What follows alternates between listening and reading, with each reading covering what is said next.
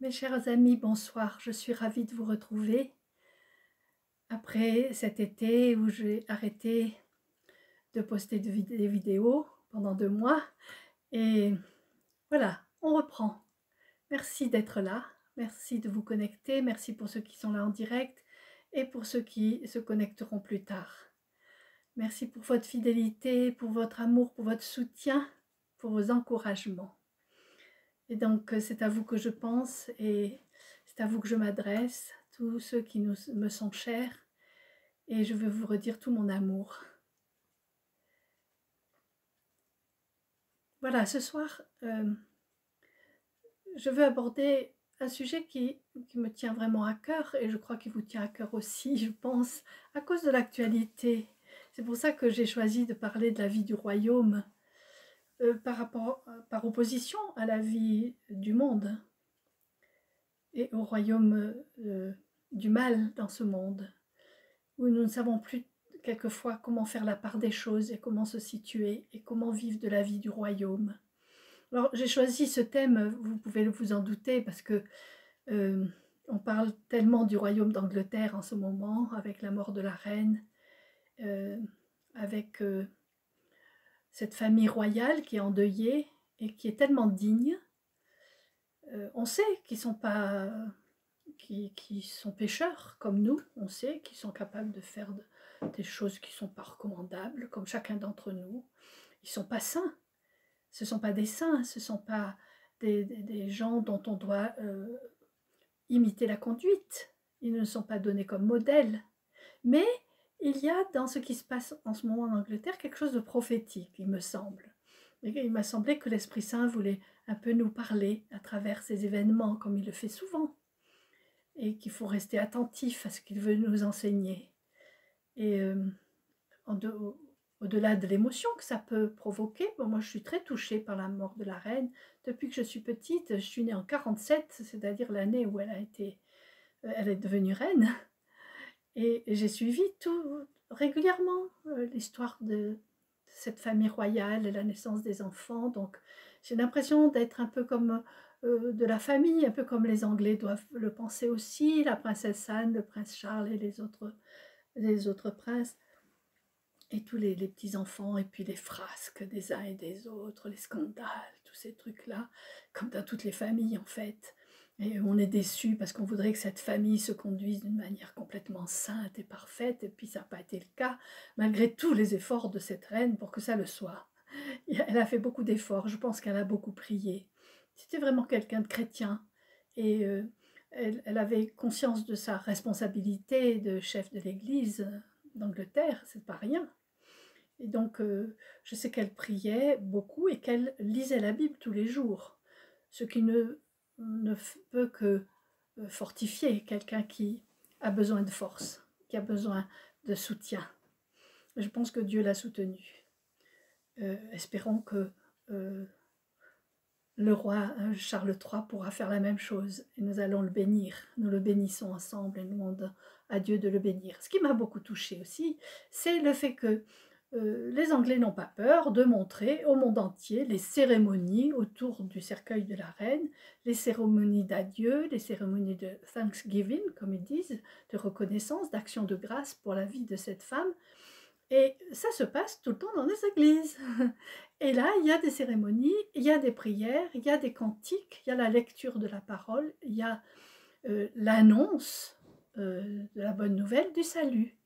Et ça, c'est quelque chose d'énorme. Sur notre télévision, tous ceux qui sont en train de regarder, ils entendent parler du Christ, ils entendent parler du salut en Jésus-Christ, ils entendent parler de la croix. Et ça, je trouve ça extraordinaire en ce moment. Et même si les Français essayent de s'en défendre sur les commentateurs, sur les plateaux télé, sont un peu critiques, ils ne comprennent pas. Ils ne peuvent pas comprendre. Quand on est dans l'esprit du monde, on ne peut pas comprendre. Alors, je ne sais pas si la famille royale y comprenne mieux que nous, mais en tout cas, il y a quelque chose de spirituel dans ce qui se passe. Et il faut qu'on arrive à le lire, hein, vous ne croyez pas? Ça me semble assez important. Et Mais et aussi, ça nous donne une sorte de nostalgie, non pas une nostalgie de la royauté qui soit rétablie en France, etc., même si ça a certainement été quelque chose d'extrêmement grave d'assassiner le roi, et je ne dis pas ça parce que je veux être royaliste et que je suis contre ce qui se passe en ce moment, mais je suis pas... je crois que les valeurs de la République ne sont rien à côté des valeurs du royaume de Dieu et de tout ce que le Seigneur est venu nous enseigner pour vivre au mieux sur cette terre. En tout cas, nous sommes nostalgiques quelque part, et si nous sommes nostalgiques, c'est parce que nous savons intuitivement, ou en tout cas inconsciemment, que nous sommes des citoyens d'un royaume qui n'est pas de ce monde, et que nous sommes seulement de passage sur cette terre, et que nous avons besoin d'apprendre, pendant que nous sommes sur cette terre, nous avons besoin d'apprendre comment on vit en tant que citoyen du ciel, citoyen du royaume. C'est quelque chose de primordial qu'il faut rappeler sans cesse, à une époque où c'est le matérialisme qui est là, qui nous enserre et qui nous fait peur, et qui nous fait peur avec la peur du manque, hein. Et en ce moment particulièrement, cette peur du manque, elle est terrible. Et les gouvernements qui sont là et les idéologies qui mènent le monde en ce moment sont en train de, de, de jouer avec ces peurs pour pouvoir mieux nous manipuler. Alors ne nous laissons pas intoxiquer et ne nous laissons pas manipuler par l'esprit du monde qui est en train de vouloir nous détourner de l'essentiel pour nous faire peur avec la vie matérielle. Même si elle a son importance, nous savons très bien que notre vie est ailleurs. Et il y a un autre but pour nous. Notre place sur cette terre est quelque chose d'extrêmement important, et il faut qu'on comprenne quelle est cette place. Tout à l'heure, j'ai vu qu'il y avait, début octobre, il y avait une semaine en l'unité, et que le thème, c'est de prier pour la création. Et ça m'a beaucoup plu. Je me suis dit, voilà, on en est là. Il faut absolument que ce soit les chrétiens qui s'unissent pour prier pour la création. Non pas pour essayer de voir comment lutter contre le réchauffement climatique et qu'est-ce qu'on pourrait faire de manière matérielle, même si c'est bien, même si moi je recueille l'eau de ma vaisselle, je fais plus la vaisselle dans la vaisselle, je le fais dans l'évier pour recueillir l'eau pour pouvoir arroser mes géraniums et ne pas utiliser d'eau trop, et que j'essaye de faire quelques gestes écologiques comme ça pour respecter la nature et la création qui m'entoure, parce que on est atterré par ce qui se passe dans notre région. La sécheresse est telle que tous les arbres de notre jardin sont en train de mourir les uns après les autres, et c'est désolant. Malgré tout ce qu'on essaye de faire, et on recueille le moindre goutte d'eau pour pouvoir leur mettre. Et donc, on pose des gestes, les gestes qu'on peut poser. Mais ce n'est pas de ça que je veux parler. Prier pour la création, c'est autre chose. C'est quelque chose qui a trait au royaume, quelque chose qui touche notre vraie vie spirituelle. Et je suis toujours interpellée par ce passage dans l'Épître aux Romains, au chapitre 8, où, je vais vous le lire là maintenant, au chapitre 8 de l'Épître aux Romains, au verset 19, où il est dit « La création attend avec un ardent désir la révélation des fils de Dieu. » Voilà ce dont la création a besoin, c'est de la révélation des fils de Dieu. C'est pas qu'ils posent des actes et qu'on arrête de rouler en voiture et qu'il faut rouler en vélo, etc. Bien que ça peut être très bien de faire ce genre de geste, hein, je ne suis pas contre, au contraire. Mais il ne faut pas qu'on reste dans ce matériel-là, il faut qu'on comprenne la portée spirituelle qu'il y a derrière. Ce combat pour la création et la défense de la création, c'est l'urgence de devenir les fils de Dieu que la création attend.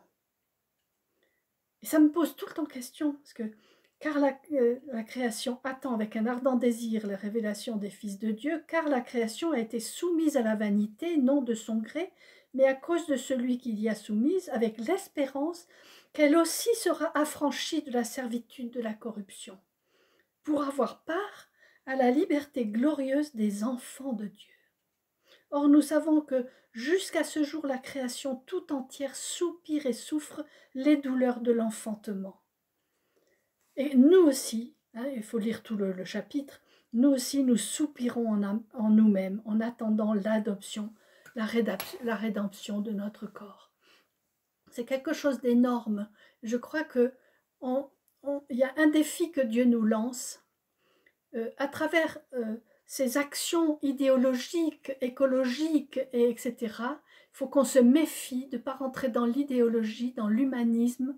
Il faut qu'on redevienne les êtres spirituels que nous sommes et que nous demandions à l'Esprit Saint de venir nous enseigner ce qu'il veut de nous et comment nous pouvons devenir ces fils de Dieu, ces citoyens du royaume que la création attend, pour que ce royaume soit manifesté sur cette terre, pour que la terre soit libérée de la corruption. La corruption de quoi? La corruption de ce royaume satanique, ce royaume du diable qui a pris tellement de place sur notre terre. Et nous sommes là sur la terre pour remporter des victoires et pour nous libérer nous-mêmes et libérer les autres de l'influence de l'esprit du monde. Et il faut qu'on prenne conscience que sous de bonnes actions qu'il faudrait faire pour l'écologie et des choses comme ça, qui sont en soi des bonnes choses, mais se cache quelque chose qui voudrait nier Dieu et qui vous ferait qu'on pourrait se débrouiller par nous-mêmes. Mais il faut qu'on prenne conscience que sans Dieu, on ne peut rien. On ne va rien pouvoir faire. Et surtout, sans Dieu, on ne va pas changer nos cœurs et changer le cœur des personnes. Ce n'est pas le changement des comportements qui est important, c'est changer nos cœurs. Et changer nos cœurs et nos pensées et nos manières de penser. Dans le royaume du diable qui a pris tellement de place sur cette terre au point que tout est en train de s'écrouler dans tous les domaines et que ça nous fait peur. Tout est centré sur l'homme lui-même, sur son orgueil et sur tout ce qui est humaniste, avec le but vraiment de plus en plus affirmé de nier l'existence de Dieu et l'existence du Créateur. On ne pourra pas s'occuper de la création sans s'occuper du Créateur, tout simplement. Et tant qu'on va nier l'existence même de ce créateur et qu'on essaye de montrer qu'en ferait tout, on peut se créer soi-même et qu'on peut être son propre Dieu, eh bien, les choses vont continuer à s'écrouler, ça ne peut pas tenir. Et il faut qu'on revienne à cette vérité, qu'il y a un créateur et qu'il faut rentrer dans l'obéissance aux règles qu'il a mis en place pour que ce monde tourne rond. Mais nous n'arrêtons pas de transgresser ces lois mise en place par le Créateur, parce que nous voulons être libres. Nous ne voulons surtout pas qu'un Créateur nous dise « Voilà, toi, tu es un homme, toi, tu es une femme, et réjouis-toi de l'être. » Par exemple. C'est juste un exemple parmi les autres, mais vous comprendrez pourquoi je le dis. Et les idéologies qui sont en train de se mettre en place, qui sont tellement dangereuses, comme l'idéologie woke, où on commence à avoir peur de ce qui se passe là, parce que nous commençons à pressentir que cette idéologie devient oppressive et que nous allons commencer à être persécutés par les gens qui sont imprégnés de cette idéologie-là, qui curieusement se met à combattre l'idéologie des Lumières, mais c'est deux idéologies athées qui vont se faire la guerre et qui vont nous persécuter, et c'est nous-mêmes, c'est nous qui risquons d'en faire les frais, à moins que nous décidions tous ensemble à faire advenir la vie du royaume. Nous décidions tous ensemble de devenir des êtres spirituels et de faire de cette terre vraiment le lieu où Dieu et le royaume de Dieu peut s'installer. En tout cas, c'est dans nos vies déjà que ces choses doivent se passer. Nous ne pourrons pas installer le royaume de Dieu sur cette terre s'il n'est pas installé en nous. Et nous, où en sommes-nous finalement? Où en sommes-nous? Nous sommes interpellés par ce qui se passe, mais sans savoir exactement quoi faire. Et ensemble, nous cherchons, n'est-ce pas? Et ensemble, nous crions vers Dieu. Au secours, Seigneur, au secours. Dis-nous quoi faire. Dis-nous ce que tu veux et nous le ferons. Mais il va falloir qu'on le fasse. Et pour le faire, il faut qu'on accepte déjà cette vérité, qu'il n'y a pas de salut pour nous et il n'y a pas de salut pour la création, si ce n'est par la croix du Christ. Ça, c'est quelque chose d'important, qu'on arrête d'édulcorer le message de la croix. Si on édulcore ce message, on édulcore aussi la puissance de l'Esprit Saint dans nos vies, et du coup, on se retrouve livré à nos propres forces et aux forces de la pensée ambiante. Le monde des ténèbres, le monde du diable, le monde actuel, le monde, ce qu'on appelait le monde, hein, et où Dieu dit qu'il faut qu'on ne se conforme pas à ce monde, mais qu'on soit plutôt transformé à l'image du Christ. On a du mal à voir la frontière, comment ne pas se conformer au monde, mais se laisser transformer à l'image du Christ. C'est tout un programme, c'est tout un défi qui est devant nous, et on a trop laissé tomber, je crois. Et on s'est laissé aller à raisonner comme les gens du monde, à penser comme eux. Notre manière de penser a besoin d'être complètement renouvelée. Soyez renouvelés dans vos manières de penser, dit saint Paul, à plusieurs reprises. Renouvelés dans votre manière de penser, parce que votre manière de penser, elle ressemble à la manière de penser des gens qui sont dans le monde, parce qu'ils ont décidé de se baser sur leur intelligence et sur leur raisonnement pour leur vie et pour la vie des autres autour d'eux. Et tout ça dans le but d'oublier la vie spirituelle. Et ça, c'est quelque chose d'essentiel. Et toujours, on revient sur ce même truc. Là, en France, on appelle esprit ce qui est la raison. Alors que ça n'a rien à voir avec la vie spirituelle, sauf si elle est réveillée par l'esprit et qu'elle devient spirituelle.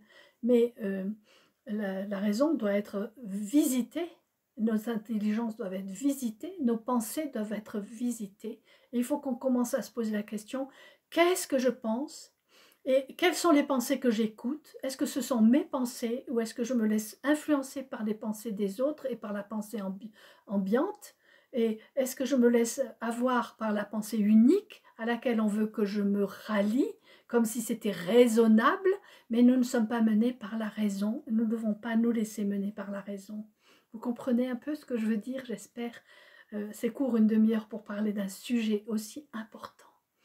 Mais je vous lance quelques pistes pour que vous cherchiez vous-même, que vous puissiez prier et laisser Dieu vous renouveler dans votre manière de penser, qu'on puisse prendre ensemble conscience que nous sommes absolument influencés par la pensée unique ambiante et que nous nous sommes laissés faire pour beaucoup de choses, surtout ces 2 dernières années, où nous avons adhéré à des choses aberrantes.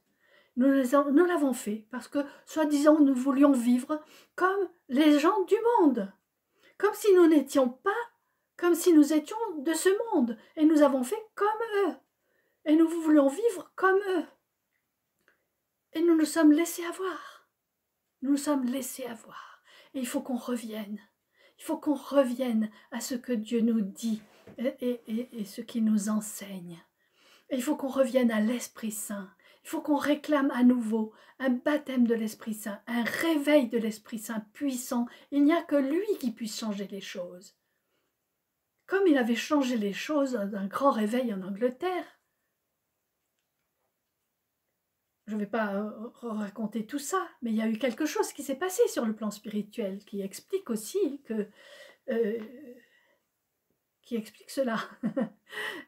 Et qui explique la différence entre nous, Français, qui avons tout envoyé bouler, et puis eux qui ont gardé ce côté spirituel. Il y a quelque chose qui est resté, même si ça s'effrite en ce moment, même si la pensée du monde est en train de rentrer complètement dans cette royauté, dans la manière d'être des Anglais, et où ils sont eux aussi atteints par cette idéologie woke d'une façon très forte, comme aux États-Unis aussi.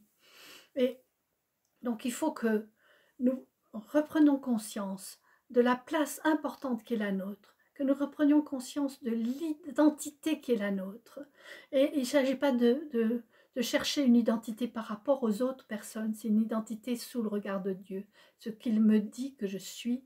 Et quand il me dit tu es mon enfant, qu'il me dit tu es ma fille, tu es mon fils préféré, je t'aime, tu es précieux pour moi. Quand il nous dit ces choses, est-ce que nous arrivons à le croire et est-ce que nous travaillons à devenir pleinement ces fils de Dieu dont la création a tellement besoin? Moi, je me pose la question, je me dis, mais du temps de Saint Paul, il était dit, la création attend avec un ardent désir la révélation des fils de Dieu, de ces citoyens du royaume des cieux. La création attend ça et nous sommes en train de dire, nous sommes des fils de Dieu, j'ai donné ma vie à Dieu, je suis né de nouveau, donc je suis fils de Dieu. Et oui, mais est-ce que ma mentalité a changé? Est-ce que j'ai vraiment changé ma manière de penser? Est-ce que je pense encore comme les gens du monde ou pas? Et vous lisez toutes les épîtres de Paul, il parle de ça. Il parle de ça. Il reproche à certaines églises d'avoir dit oui, on se donne au Christ, mais qui continuent à penser et à se comporter comme les gens du monde. Il faut comprendre la conscience qu'on fait pareil.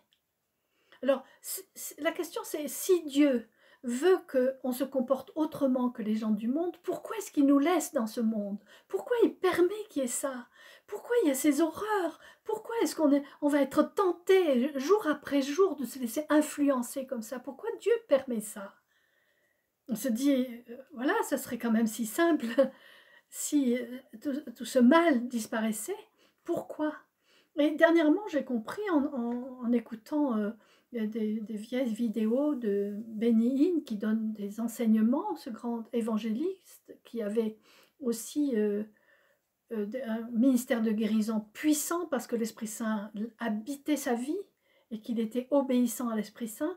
Et à l'heure actuelle encore, il enseigne et les enseignements qu'il donne me touchent beaucoup et m'apprennent des choses.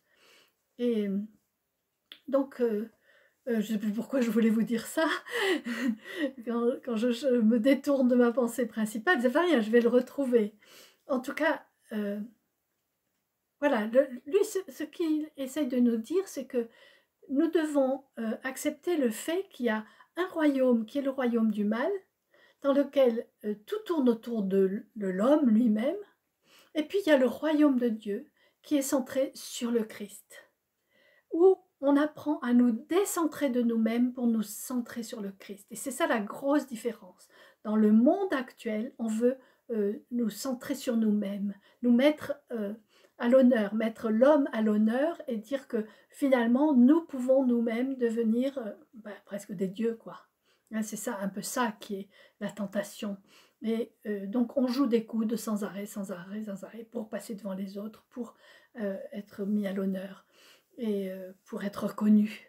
Alors que dans le royaume de Dieu, c'est quelque chose de tellement différent où c'est l'humilité qui est enseignée, c'est apprendre à se dessaisir de soi-même pour revêtir le Christ, et revêtir le Christ, c'est-à-dire revêtir tout ce qu'il est, et particulièrement le mystère de la croix, et le mystère de la croix, c'est pas rien. Donc comme je le disais, il faut arrêter d'édulcorer le message de la croix.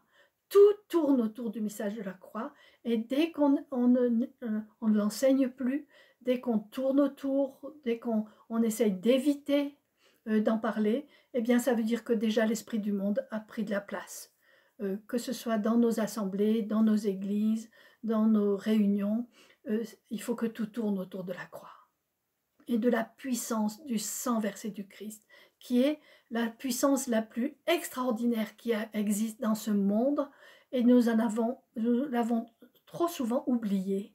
Alors de temps en temps, nous invoquons la puissance du sang du Christ quand nous prions pour quelqu'un et tout ça, mais nous oublions que nous avons besoin de vivre et d'intégrer le mystère et le mystère de la croix dans nos propres vies, de l'intégrer, de planter la croix dans nos vies et de laisser la croix faire son travail dans nos vies. Et nous n'aimons pas ça, parce que la croix, ça fait mal. La croix, c'est l'humilité. La croix, c'est la persécution. La croix, c'est la faiblesse. C'est l'aveu de faiblesse. C'est le contraire de ce qui se dit dans le monde. Surtout, ne montrez pas votre faiblesse. Et c'est là que la famille royale et les Anglais en particulier, qui ne veulent pas montrer leurs émotions, qui ne veulent pas pleurer. William qui dit à Kate, surtout ne pleurez pas, parce que sinon moi je pleurerai et j'aurai l'heure de quoi. On ne pleure pas pour un deuil, on ne pleure pas en public, on ne montre pas ses émotions, on est dur. Et désolé, dans le royaume de Dieu, c'est le contraire.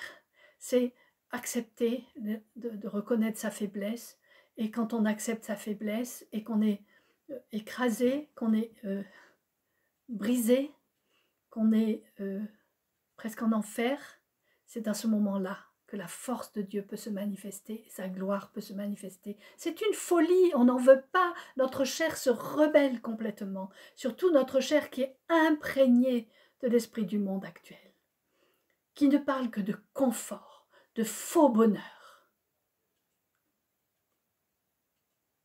Il est où le bonheur? Il est où? Dit Stromae. Il est là le bonheur, il est là. Quel bonheur! Quel est ce bonheur que les hommes cherchent? Il est où le bonheur? Le bonheur que Dieu veut nous donner. Ce que nous ne voulons pas, c'est que ce bonheur passe par le brisement, passe par l'humiliation, passe par la croix. Nous ne le voulons pas.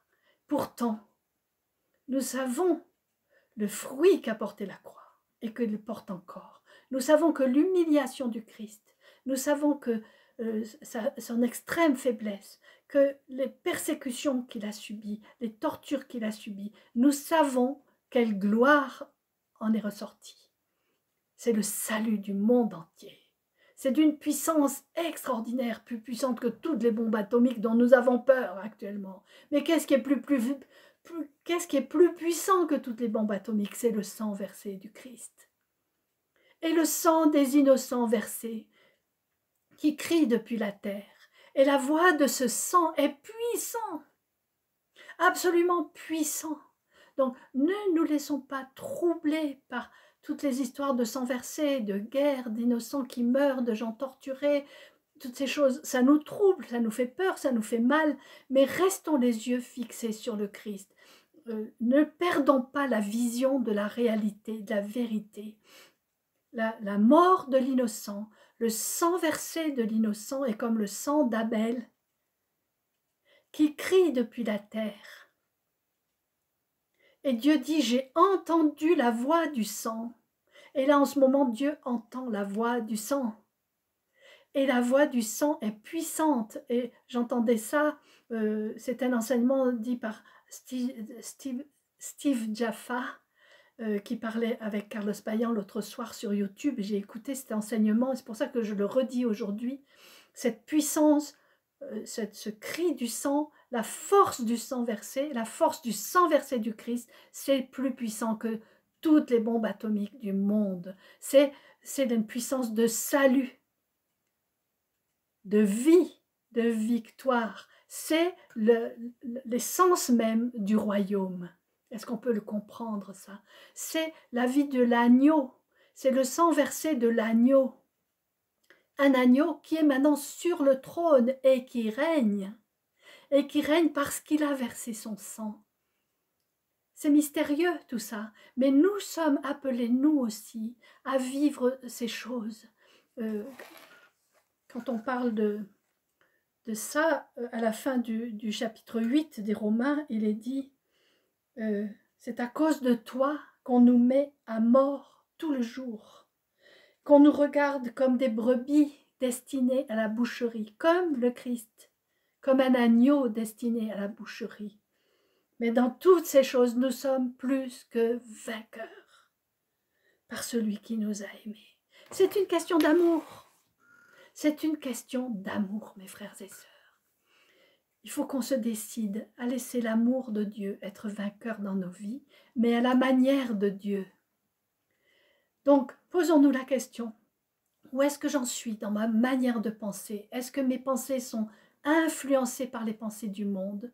et surtout la pensée unique actuelle qui mondialiste, tout ce qui est en train de se passer et qui fait qu'on n'a plus le droit de penser quoi que ce soit sans être accusé et même mis en danger d'être accusé par toutes les idéologies actuelles. Ne nous laissons pas ébranler, ne pensons pas comme les gens du monde, mais pensons comme Dieu pense. Recevons sa pensée, soyons renouvelés dans notre manière de penser, complètement renouvelés. Et il n'y a qu'une seule chose qui peut nous renouveler ainsi, une seule personne qui peut nous changer les choses, c'est l'Esprit Saint lui-même. L'Esprit Saint lui-même, que nous devons accueillir dans nos vies, que nous devons glorifier, que nous devons honorer, que nous devons écouter. Lui, il est là pour nous enseigner les choses, pour nous guider, pour nous faire les bons choix, pour renouveler nos pensées. Donc régulièrement, laissons l'Esprit Saint nous faire un lavage de cerveau et remettre en question les choses que nous pensons, la manière dont nous les pensons. Ne nous conformons pas au monde présent. Ne nous conformons pas aux lois du royaume du diable. C'est tout simple. Mais faisons tout notre possible avec l'aide de l'Esprit Saint et nos pauvres petites forces affaiblies, brisées, à partir de ce que nous sommes, en criant au secours à Dieu, nous recevons son secours, nous recevons sa force, et petit à petit, nous devenons plus que vainqueurs.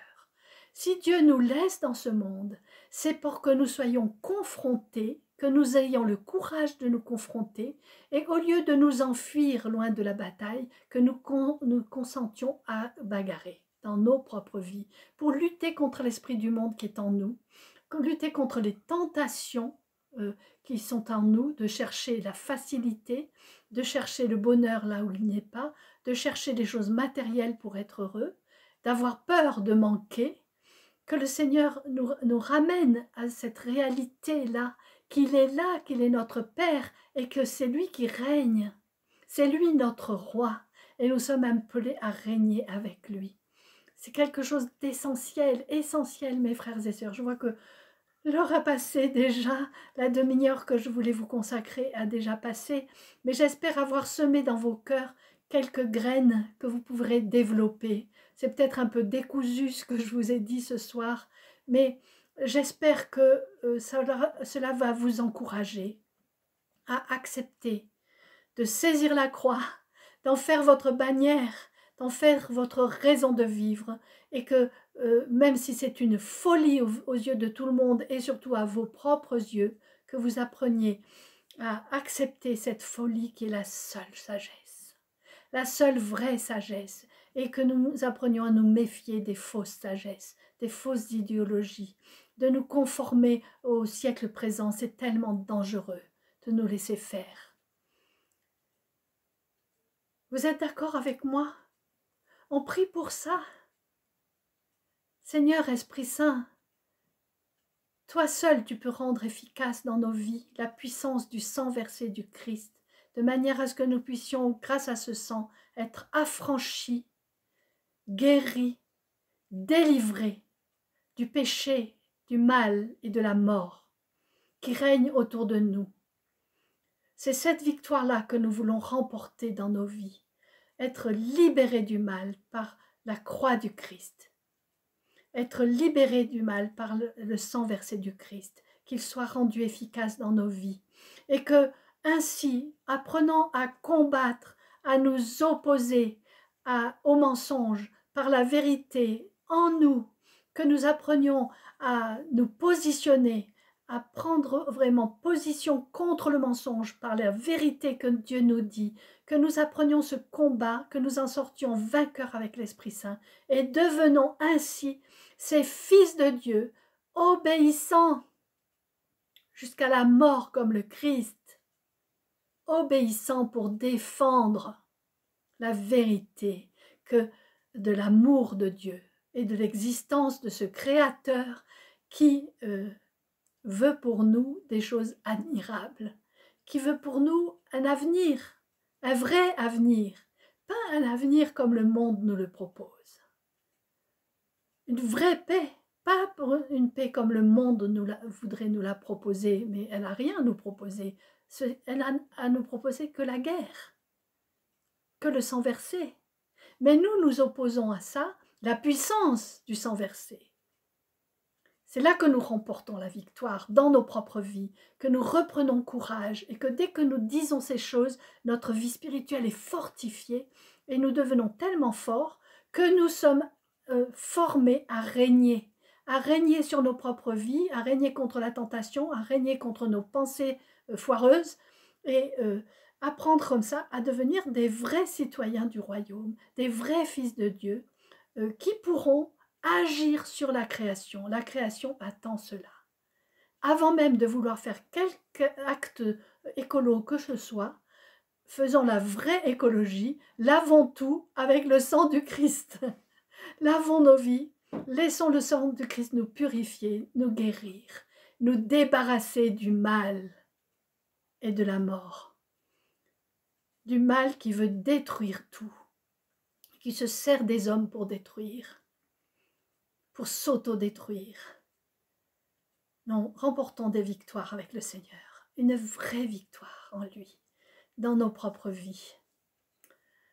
Donc, courage mes chers amis, que le Seigneur nous donne cette force, nous donne cette capacité qui est en nous, qu'elle soit développée et que dans notre faiblesse extrême, nous recevions la force qui vient seulement de l'Esprit Saint.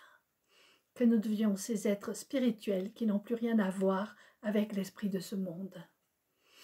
C'est pour ça que nous restons dans ce monde et que nous apprenons à l'aimer, que nous apprenons à aimer les hommes qui habitent dans ce monde. Mais nous n'aimons pas le monde des ténèbres, nous n'en faisons pas partie. Nous devons lutter contre ce monde des ténèbres et c'est en luttant contre les ténèbres, en allumant des lumières, que nous devenons victorieux et que la lumière pourra s'installer dans ce monde. Chassons les ténèbres, chacun dans son coin sombre, allumons une lumière. Amen.